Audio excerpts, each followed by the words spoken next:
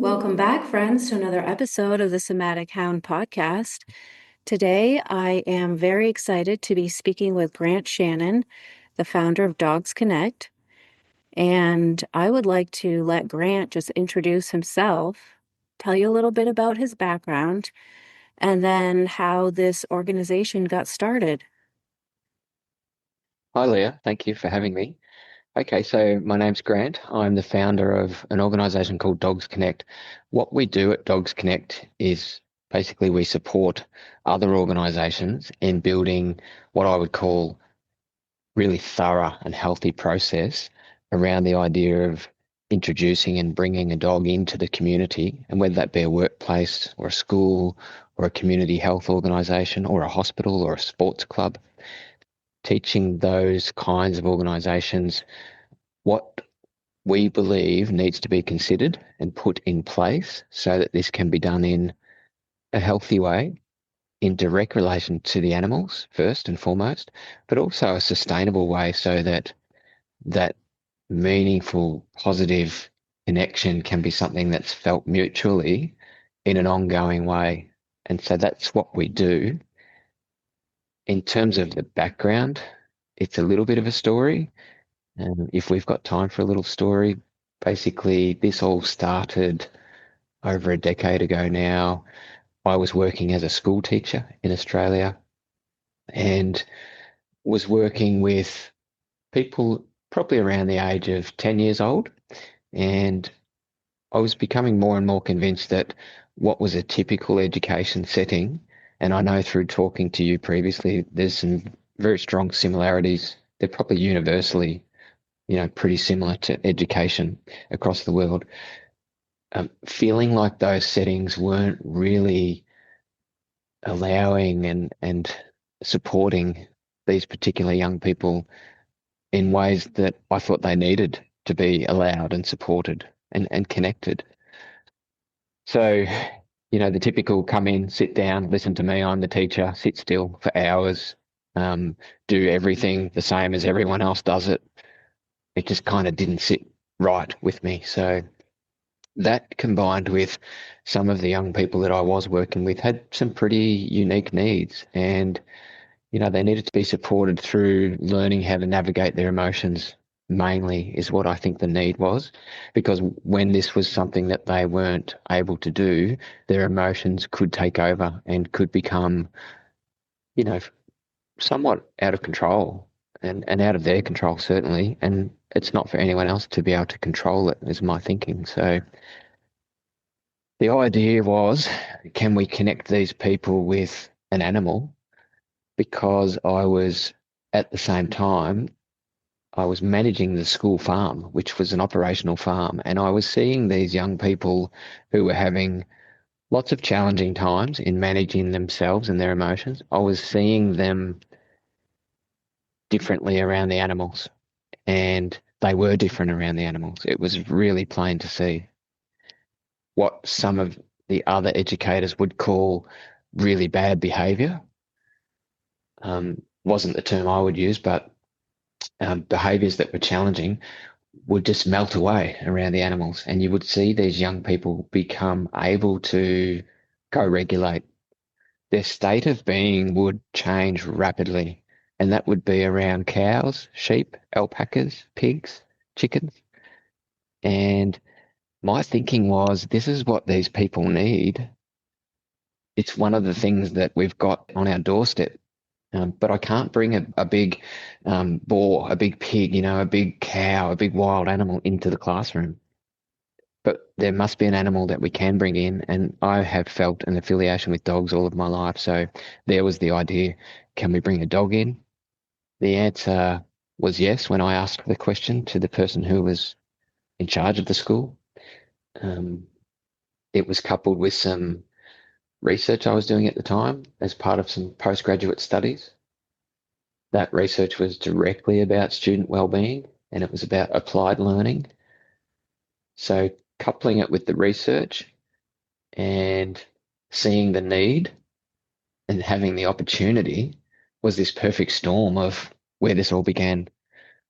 So I went about building this as a full-time teacher, building something that was enabling a young dog to come into the classroom in a way that we felt was safe for the dog, safe for people. It's been rapidly evolving ever since. The impact initially was mind-blowing, and it still is. To this very day, I have interactions with people that give me goosebumps from the stories and the impacts, and so it feels like it started a long time ago, but the feeling of it rapidly evolving is constant, and it's still here today, which is something I love. That's awesome. Yeah, I probably should have started with how I found you or how we connected because I typically find people through following their content on YouTube or Instagram.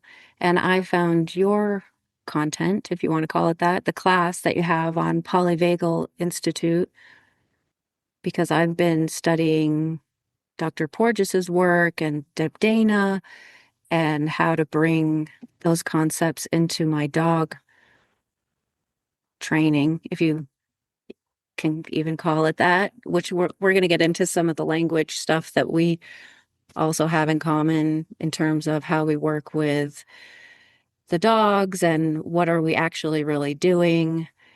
Is it even training? But yeah, I took your course on the Polyvagal Institute, which is like an overview of what you're doing with your organization. And then when we did our little pre-interview chat, I realized, which I don't know why that didn't come to mind earlier, but my mom had been a teacher in the special education field, specifically with elementary school kids. And then when I was home from college, I used to substitute sometimes in her classroom with her, but definitely getting a feeling for what's going on in classrooms. This was a long time ago. I hope there's something like this in the United States. I didn't even ask you that. If you have any, if you guys are international or At the moment, we're not, but I do believe this is happening in little pockets globally, and it's a real grey area across the world in that it's really difficult because it's evolving more rapidly than the governing bodies and the governance itself. mm, You know, to come back to talking about Dr. Porges and the polyvagal theory, when I first started to build this program, I'm as excited today as I was back then, but I was in a place where I was discovering that science was underpinning what we were doing. And I was really excited to come across the polyvagal material. And I remember driving for hours and hours from one school to another and traveling the countryside. It's a really big place. It's not unusual to be driving for 6 hours here and just to go to another school. So listening to Dr. Stephen Porges talk for hours and hours on end and being really excited about it because it aligned really strongly with what we were doing and what our vision was, and it really excited me. So that has been, something that underpins science is underpinning what we're doing more and more and more. We'll get to the terminology, and that really excites me because you and I are really aligned with some of the terminology that we want to move away from, and that some of the terminology we want to move towards. But I think that the governance, the governing bodies, this concept of introducing a dog and building the idea differently in that this is not a trained dog in inverted commas that comes in and can just take what we think we can inflict or put towards this dog or expose this dog to, that it's different and that it's about building a relationship and it's about bringing a dog into a place in a way that is considering that the dog must feel safe and must feel that it can naturally connect with people on its own terms. It needs to be mutual and reciprocally offered. and the dogs must have choice. And so that's really different for a lot of people. It's certainly different from a lot of what the governance and a lot of what would be, I guess, legislation. A lot of the legislation that we align with is really, really old. It's 1970s, 1980s. It's really basic stuff. It's like shelter, food, water. This is what animals need. I feel like animals and the way we perceive animals is probably more the way to put it, is evolving really rapidly. People often ask me, what is it that I love the most about what we do? And my answer is truly, deeply the same every single time. I love that we're helping people to see dogs differently, to think about them differently, and to feel about them differently. Because it wasn't that long ago that dogs were in the backyard, being fed total crap, being told to shut up when they barked, and it's changing really, really quickly. You know, our culture as humans, the way we bring dogs in, the way we're building relationships. There's countries where dogs have their own au pair, you know, their own human assistant. And this might be a family who have an au pair for their children and another au pair for their dog. You know, so we're seeing dogs and the role that they play evolving really rapidly, and the relationships that humans build and the way that we're weaving into acknowledging the animal wisdom that we have the opportunity to learn from and invite into our lives and connect with. So, I mean, that is going far beyond and far more rapidly than what we'd call legislation or governance. So, in a way, um, what we're doing in helping people to see this differently is going to bring policy, and it's going to bring legislation, and it's going to bring the governing bodies along, hopefully in this direction, Mm. because it's undeniable. It's undeniable that the way we exist with dogs. I mean, if we stop for a minute and think about how many people in the world have dogs in their lives that they would genuinely call one of their best friends, if not their best friend. When people say, how many dogs do you have? I don't say I've got two dogs. I say there's two dogs who I'm the servant of, who I live with, who I hang out with. They're my best mates. I don't own them. I'm responsible for them. I'm their guardian. But, you know, if you think about the amount of people in the world that would say, yes, there's a dog in my life and he or she is my best mate and I do everything I can to, you know, I drive these dogs around to wherever they need to be. I walk around with them, you know, I pick up after them, I cater for them. They eat better than I do. I'm not joking. I'm a little bit, maybe a little bit different to many people, but the way we are existing with dogs is evolving really rapidly. The language is evolving really rapidly. And I think we're, you know, part of our mission as Dogs Connect is to support humans and to support positive human animal relationships, to support the well-being being fostered, the emotional, you know, the emotional coherence, if you like, within the Mm. relationships. It's really exciting. It's a great space for me to be in because I'm so passionate about it. And people are open to this evolving. People want this to move. It's happening really naturally. You know, we're talking about animals in a really different way. We feel about them differently. You know, so many people are talking about that we've got so much to learn from animals now, not just dogs, animals. It's just amazing for me to be able to live and breathe and work in that space. I love it. Yeah, that's really cool because I that's how I am with my dogs. Um, they eat real food. I'm constantly thinking about have they had enough enrichment today or enough exercise or enough emotional connection? And then the interesting thing is some of my language and concepts are still a little behind because even when we started talking, I was like, oh, it's so cool how you use the dogs to teach people about the nervous system. And then we right away started talking about language and how, we don't really want to even use that phrase of using the dog because the dog is not the tool. The connection to the dog is the tool. And so even I am like really quickly upgrading my language and making sure that I'm in alignment with how I actually feel about the dogs. I also came to you with this concept that you are training the dogs to kind of perform some sort of task the way we do here in terms of service dogs. Like, in order for a dog to be classified as a service dog, it has to be trained to perform a specific task.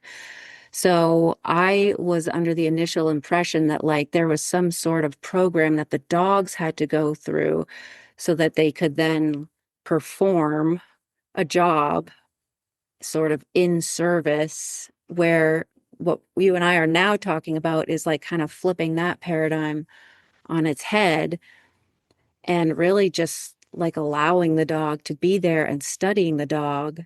So if you want to jump in Yeah, there. but flipping it totally on its head. And you're right in that most people think this needs to be about training a dog. And, I'm talking about education settings. I'm talking about youth justice settings. I'm talking about hospitals, community care organisations, sports clubs. People say in their preconceived idea is, so the dog must pass a test. The dog must be ready. The dog must be trained. We are flipping it entirely onto its head and saying, no, no. Obviously, the dog needs to be appropriate to have around. Quite often, common sense is enough that we need there. Sometimes it's um, more understanding, and our part of our job at Dogs Connect is to build that understanding, to help people build it. It's not really hard to do, but the other end of the stick is no, we're not training dogs. I don't even use the word dog training. We use the term understanding dogs. We've had to shift from the very beginning. Never felt right to me to say obedience, to expect obedience. To use the word command feels very human heavy. To use the word understanding instead of obedience, to talk about, you know, expectations, communication, relationships. So flipping it now into saying it's the human's responsibility. It's the human's job. It's humans who are in charge of what happens. We can bring a dog into a school and say this dog is trained to the highest level. And to come back just very quickly to assistance dogs are different because they are trained to assist people who need assistance. And that might be a young person with cerebral palsy needs help to pick something up when they've dropped it, or it might be to assist people you know, that have been through traumatic occurrences in their life and that now they require a certain level of assistance. It might be assisting someone who's vision impaired to cross a busy road. That's a serious assistance. The dogs we're talking about introducing are they're about connectedness. They're about companionship. They're about bright moments. They're about the natural feelings that when people and dogs are connected authentically, that naturally occur. The science talks about it. It's oxytocin release. The moment you look into a dog's eye, when you have a connection with that dog, you get an oxytocin release. So does the dog. That's that love feeling that's talked about, the hug feeling.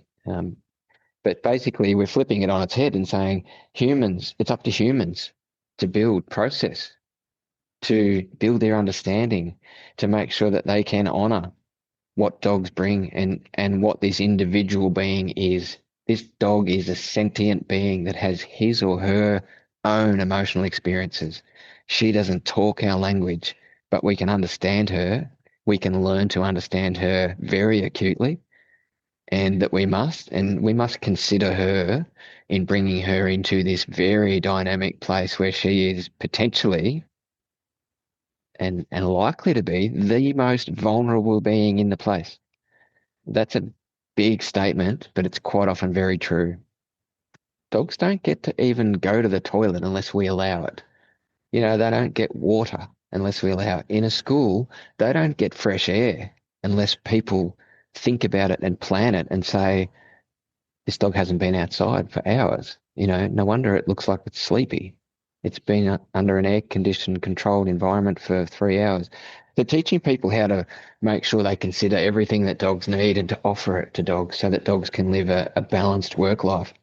And by balanced, I mean not so much work and play balance. I mean, what are the things they need in their day? And let's get them balanced. Let's make sure they get exercise, fresh air. Let's make sure they get some interaction if and when they want it, that they get to sit and observe because they learn from observing, just like we do. Let's make sure they get toilet opportunities, fresh air opportunities. Let's make sure they get time to just be passively away from it all. So these are, I guess, obvious to us as what dogs need, but they're not obvious to everyone because not everyone has the experience or the natural ability to kind of see things through a dog's perspective.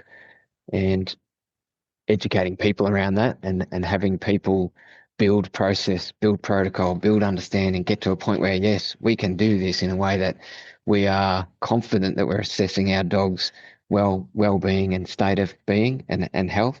We are confident that we are able to understand this dog and when he or she indicates that she likes, doesn't like, loves, can't stand, wants out, wants more of, that we can respond accordingly in the moment.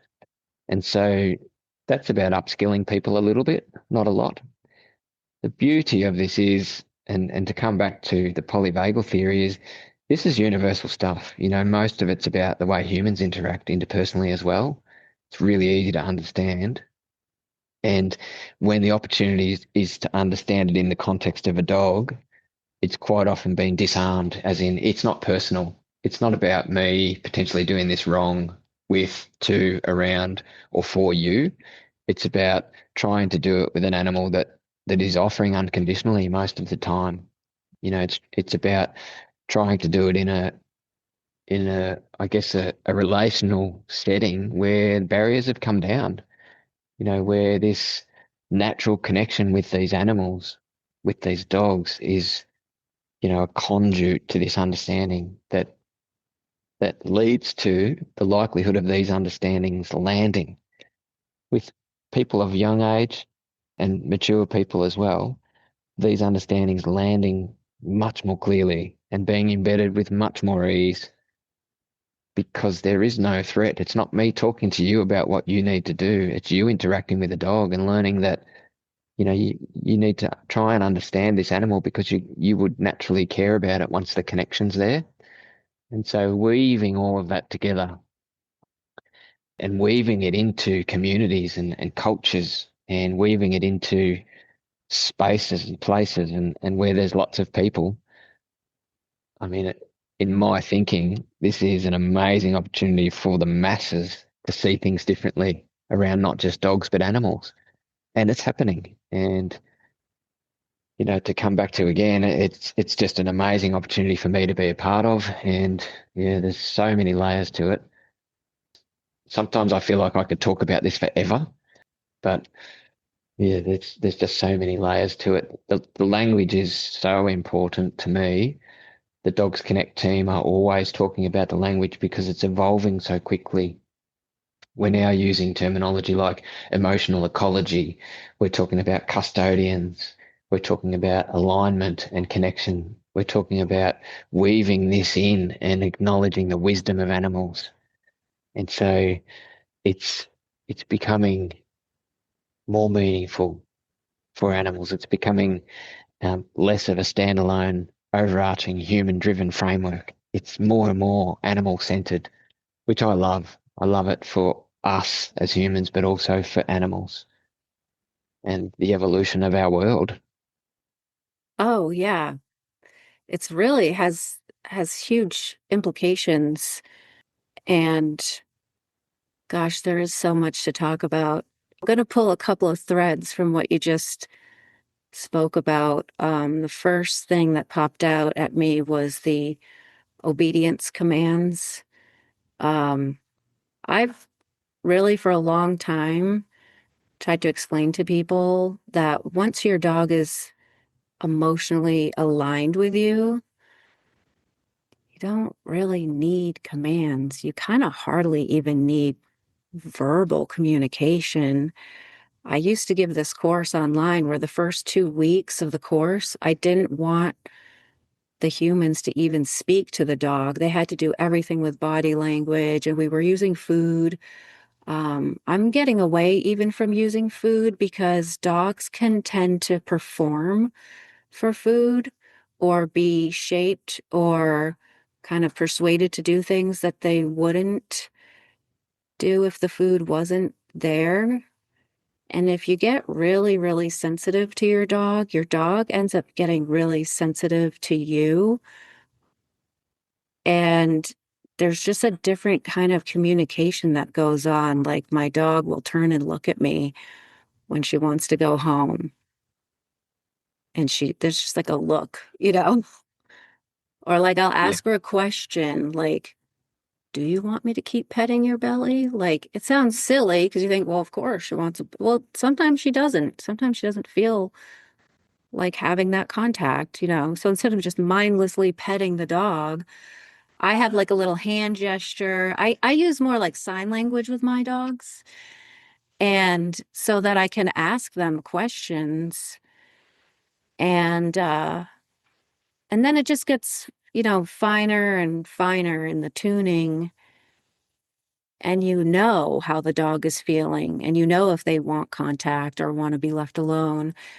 And I do think my mentor wrote a book called Your Dog is Your Mirror, and he basically hypothesized that our own personal dogs are showing us what's unresolved about our emotional lives. And so it's really interesting what you're bringing up, the way that society is really quickly changing how we think about dogs and how we treat dogs. That's kind of a mirror also of how we are actually taking care of our emotional selves. So it just makes total sense to me that what you're doing is helping people to have a really sensitive understanding, a really deep understanding of the dog as an emotional being. And then that in turn helps people to kind of have a better emotional intelligence about their own emotional needs and states. Yeah, there's so much in what you just said. There's so many big concepts and to think about, let's just think about dogs for a minute. We know that they're capable of some amazing understanding of some amazing communication. We have dogs utilized in the world in different places that enable them to call on their senses to support us in ways that are, whether we're talking about detecting explosives or rescuing people in rubble of collapsed buildings, or detecting whether it be disease or contraband, or there's so many examples of how dogs seem to have something that they're capable of that we don't yet comprehend fully. And we may never.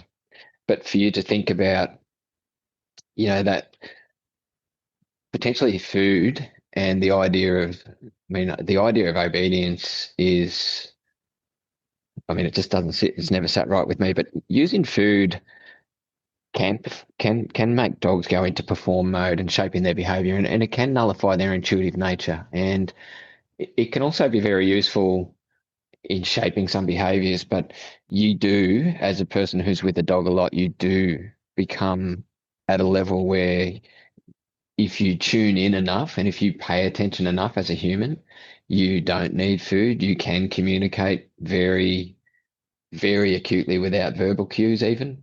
And we do this with humans. The vast majority of our communication is non-verbal. I'm talking it's like 90%. So to think that we can do this with dogs is completely the way it is. It's understandable. It works. But it requires us to pay attention. It requires us to watch and to observe and to inquire about, the most acute movements that I see in the eyes of one of the older dog that I spend time with. He's 11 years old now. His name's Sonny. He can do something. very acutely with his eyes, and it can tell me a lot about what he wants to do in that moment, where he wants to be, what he expects from me, what he needs from me. We talk about using gestures a lot with Dogs Connect, and we talk about reading body language, understanding, observing as acutely as we can. The idea that your dog is your mirror, I couldn't agree more that dogs are really clear mirrors, that they also absorb a lot of our energetic state too, and that they can. But the opportunity to have a mirror then leads us to progressing with that thinking around, well, then does that mean that if something's not feeling right with our dog's behavior that we need to go internal and look at ourselves? And absolutely, yes, it does. We work with lots of people who talk to us about their dogs having anxiety. And there's a push in the world at the moment that is Western medicine approach to dogs being labeled ADHD. I've been speaking to people who are telling me their dog's got autism just recently. He's got autism now, anxiety, and that the push is underpinned by pharmaceutical medication. So there's dogs everywhere being medicated for all of these things. Anxiety, mainly, in my experience, dogs on Prozac, just sitting around, just being completely numbed out. So when we have the opportunity to work with someone who's open to the idea that their dog may be looking anxious, and that can we stop there and can we ask, how are you? How are you in the world at the moment? 10 times out of 10, the person will say, I'm all over the place. I'm anxious. I'm suffering a bit myself. 10 times out of 10. So there's no judgment ever around this, but we see it as a beautiful opportunity to have the reflection opportunity and to say, can we be the cause of change for our dogs? Can we be open to that? That's an opportunity in what we see in our dogs can be a reflection that we can look at, that we can say is potentially a mirror. How am I? If my dog is, if the dog that I'm really attuned with is off today, hang on a second, how am I today? I'm in a hurry. I didn't sleep well. I'm a bit scattered. I'm a little bit worried about a couple of things. No wonder he's like that. And you can see in a moment when that is deliberately shifted within a person. I do this really cool activity with young people, and it's along these lines, and it's linked directly to polyvagal stuff. So our state of being, if I can just digress from a minute and describe this, it's really closely linked to what we're talking about. Standing in front of a group of 15-year-old humans who are declared at risk, and I've been asked to come in with Sunny, the dog that I've just talked about. Can you come in with Sunny and can you do some work with these kids? And we'd love for you to do some of your emotional co-regulation work. We'd love you to talk about the escalation cycle. We'd love you to just do your thing. So we come in, I go in without Sunny first, and I talk about the fact that I'm about to walk in with a being that is a pretty big dog. I talk about him. I explain where he comes from. I talk about his name. I talk about what his behavior might look like when he comes into the room. And I make sure everybody feels really safe. And we've previously vetted the group in terms of anybody that has any fear or considerations that we need to work with. We're not just turning up, but to come in then to interact with Sonny, to talk about him while he's in the room, and to explain that what I would like to do is get really into him being excited and to play a game with him. He loves to play tug. There's a few things that he likes to play, and he gets really happy, really excited, and I'll explain that his body language will change, but I'd like you to take notice of it. So watch me play with him for 3 minutes, and then we'll talk about what his body did. So he gets quite into it. Sonny's a big dog. He's like a little horse. When he gets to the point where he's so excited about the game that we're playing, he growls really deeply. It can sound vicious. I know him really well, and I know that his tail is going in a very happy direction whilst he's growling. I know he's right into it. But he'll move quickly. He'll jump around. He gets quite animated. We we go over the list of what he looked like, But then I'll ask the group of young people to watch me do it again. And at the 60-second mark, I want you to watch what I do. And so at the 60-second mark, I stop and I take the stimulation out of the equation. I say, hey, Sonny, come over and stand with me for a minute. And he'll come over and stand with me. And I'll sit down onto my knees and I'll get to his level and I'll just be next to him. And so he'll start to slow down and he'll be next to me.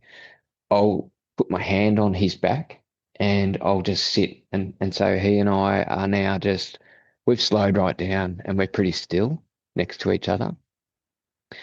I'll just look into the forward direction and I'll take 3 really slow, deliberate breaths in, out, touching Sonny on the back.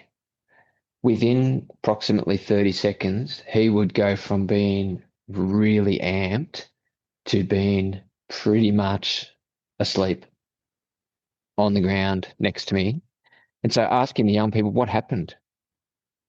Well, what are the 4 things that you saw? I used his name. I asked him to interact. We came into each other's personal space. I comforted him. And I know that the hand on the back is a comfort to him. If it was a young human, it might be different. It might be a totally different version of that. But then I deliberately did something with myself. I stopped. I slowed my breathing. I put some structure to my own physiology, my heart rate. I slowed my heart rate down deliberately. I did it with my breathing. I shifted my own state of being. He mirrored it. He de-escalated rapidly. So he escalated pretty quick, but he de-escalated rapidly. So we document this and we start to write it on whiteboards and we look at what escalation looked like. And then we look at what de-escalation looked like and we see the structure that's possible that we have some control over. We talk about it in relation to our nervous system. Some of this escalation can happen in a way that we don't do deliberately, in a way that's not so pleasant to experience. And some of the de-escalation can take a long time if we don't know how to have some influence on it.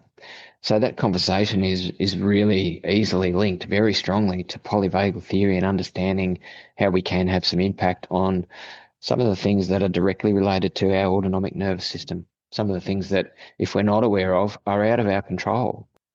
So, that mirror that you talk about, that opportunity to have that experience for those 15-year-olds to sit and watch that after spending half an hour connecting with, understanding and feeling like there's a bit of buy-in with this dog and they want to see him, they want to watch him, for them to see that and to be able to label it and put structure behind it all within a 60-minute period is something that would be otherwise potentially very difficult to teach them. We're talking about escalating, de-escalating. We're talking about emotional regulation, co-regulation, turning into self-regulation. We're talking about structure that's deliberate, that you can help to manage yourself and your own state of being. Utilizing the connection with this dog makes that, as an educator, so possible in a really short amount of time, embedding it, opening up conversations. Potentially these learnings in a 60-minute period are potentially then springboarding into what are some of the other breathwork exercises we can do? What are some of the moments where we can catch ourselves in an escalated state, where we can catch ourselves having noticed and grown aware really quickly that something has just shot us up, right up on our nervous system? What are the things that we can do in an instant to help shift it deliberately? These are potentially life-changing moments. These are young people who are on the verge of prison that are standing in the room, that can snap into violent behavior from an autonomic nervous system level. They don't deliberately choose this stuff. They have big impacts on their nervous system. So bringing some awareness to this and opening up the idea that we can have some impact on it through the connection with this dog in a really short period in one room is, that's the mirror. That's the effect. That's the power that this connection has. And that's where I think Dr. Stephen Porges could see the relationship and where the conversation was opened up. He wanted to talk about it. I wanted to talk to him. It was there's a really strong link here to how we understand trauma and how this connection can be powerful. And it's on offer to us as humans. And I get I get emotional about it. I get excited about it. I get passionate about it. We've got millions of dogs in our lives, and this is on offer, and it is huge. So to be able to come back to it and say, helping people with bringing different terminology to it, bringing in a slightly different lens.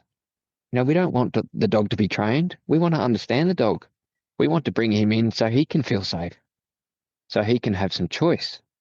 We don't want him to look at me and go, yeah, but if I do that, will I get the treat? Will I get the reward? What do you want next? What do you want next? We want him to come in and go, oh, yeah, I know this place.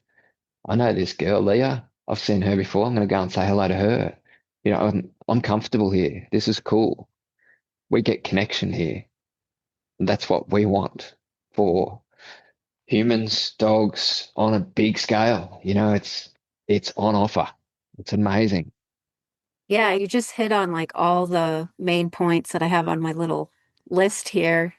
So I want to just kind of intuitively feel through it.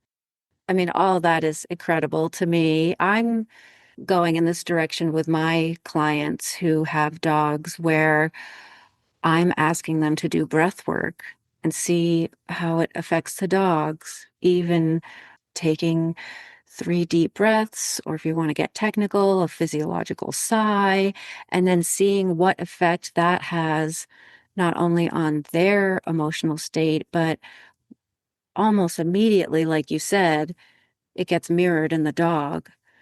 I actually want to put on a workshop where, what are those little, it's like a pulse ox that you put on your finger and it reads Yep. your heart rate and your oxygen level. So I would love to do like a little mini workshop where people are actually wearing those and they can correlate and understand how making a choice to take a deep breath is having a physiological and emotional impact. And then I don't think we want to hook the dogs up to a machine to read their state, but just being able to look at the reflection in the dogs.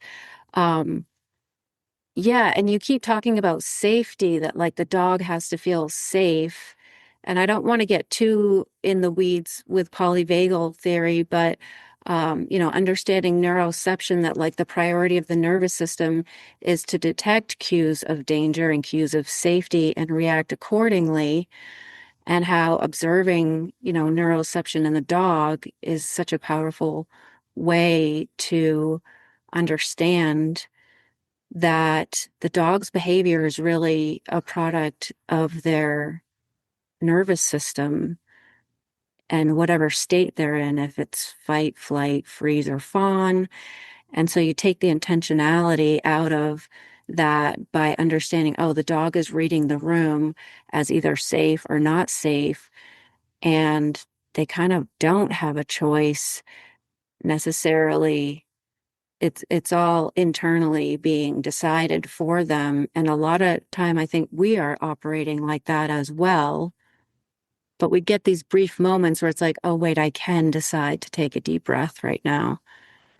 But a lot of the time it's the same for us. We have, programs that we're running on based on what we learned was safe or what we learned was dangerous as we were growing up as children. Then we see those cues in the world and we may not be totally in control of our reaction based on what's going on. So that's really awesome that you're able to show that to people. Yeah, and a lot of the time, and when you said a lot of the time, it's the same for people.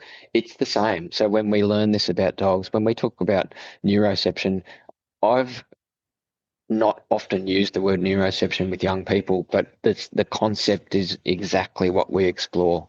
And so learning about these concepts in regard to Sunny is learning about them, period. So they apply across the board. They apply to humans. And by the way, we used to have young people come out and take Sunny's heart rate. We'd do it. Oh, We would do it by feel. Every now and then we'd do it with a stethoscope. He was up for it. This was his calling. This is what this dog loved to do, and he did it really well. He's got a presence. He's got something special about him. But we would take his heart rate and we'd feel where his heart was. We would count his heart rate. We would get human heart rate skyrocket really quick, and we would do breathing exercises that brought it down. We would talk about what would his heart rate need to be, what would it get to, what would the point be where we would declare him unable to focus, unable to hear, unable to learn, unable to respond to me if I was using his name and saying, Sonny, you need to come over here, it's safer over here. We work out that there was heart rates and zones that we could then correlate directly to human zones. And we would have 10-year-old students standing at the door of the classroom, looking at their watch, checking their pulse after these workshops and saying, I'll be in about 40 seconds. I'm still on 115. And they knew they needed to be between 60 and 80 to come back into the room because that enabled them to be in an environment that felt safe for everyone and in an environment where they could engage in dialogue and listen and focus and be on task. So they'd call it ready to learn. I'll be ready to learn in 40 seconds. And this all came from doing it with Sonny, and saying, what's the cap? What does his heart rate get to? And then he's outside of his threshold of being ready to learn or ready to focus or engage. And what's too low for Sonny? What would be unhealthy for him to be? And then we'd talk about, well, if he was just laying around all day, probably not healthy for him. His muscles will become weak. He'll be potentially not active in the brain. And so we've explored all of these concepts in relation to a dog first, and they're very easy to embed in the human context. The beauty of this is, when you talk about mirror, these concepts apply across the board. You know, it's it's just such a fantastic opportunity through connection with a dog to engage in learning this and the breath work that you're thinking about with your workshops and the breath work that you do, in whatever way that you do it. It's just such a reliable, powerful visual for people to see this reflected by their dog and by a being that they know they can rely on, that they know well enough to see and to say, this is real. Dogs don't fake this.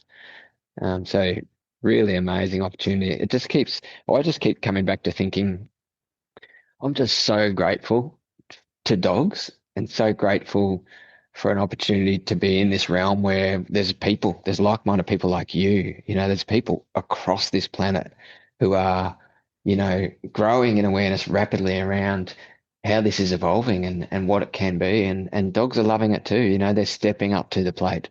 When when a climate is set right for a dog in a place like a school, you can see it in their walk. They walk with confidence. They walk knowing they're safe.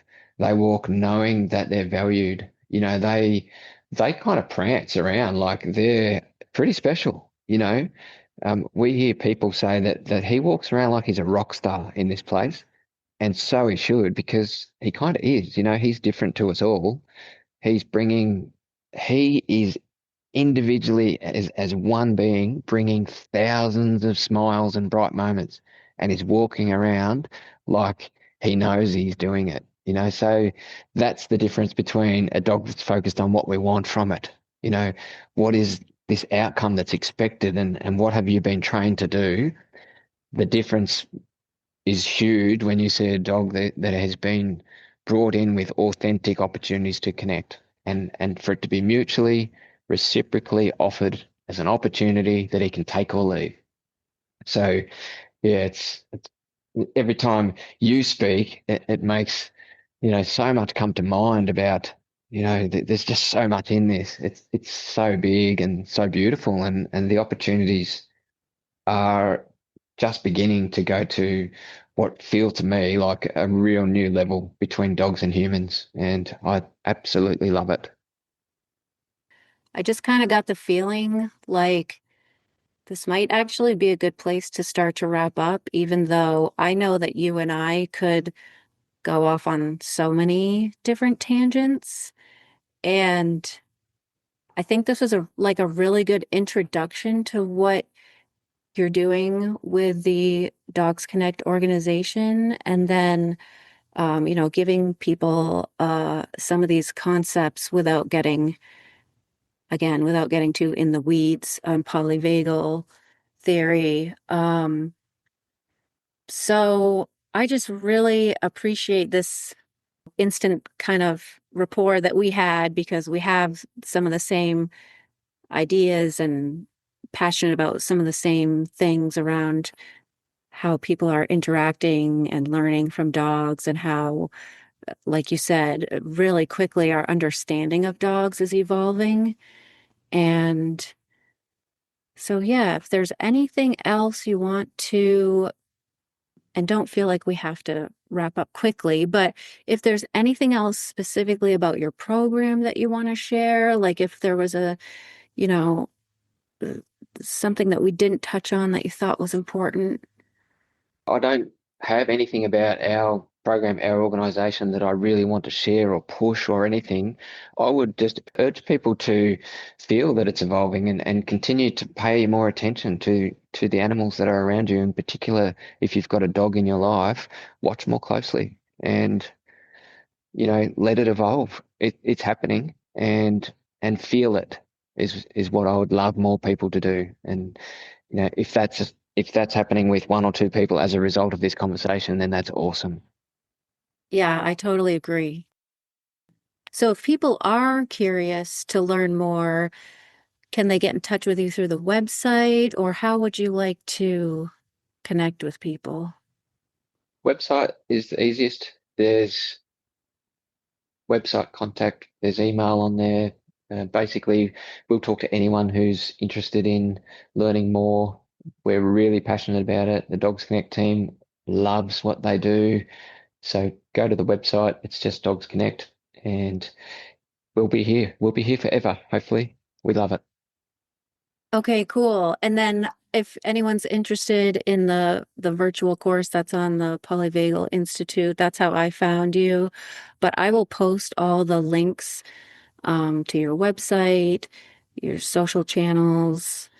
Um, and yeah, I'm so grateful that we got to have this conversation and that we're helping, move things forward in that really exciting evolution that's happening in the relationship between humans and dogs. So thank you so much. Thank you, Leah. It's a pleasure.